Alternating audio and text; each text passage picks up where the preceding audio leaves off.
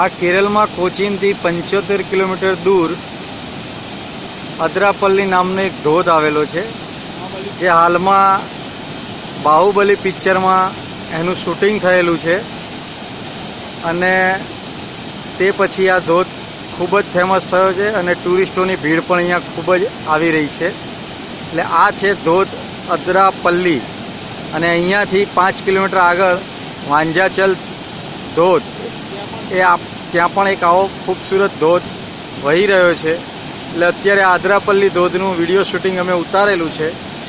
હવે પછી વાંજાચલ ધોધનું video shooting પણ અમે આપને બતાવીશું।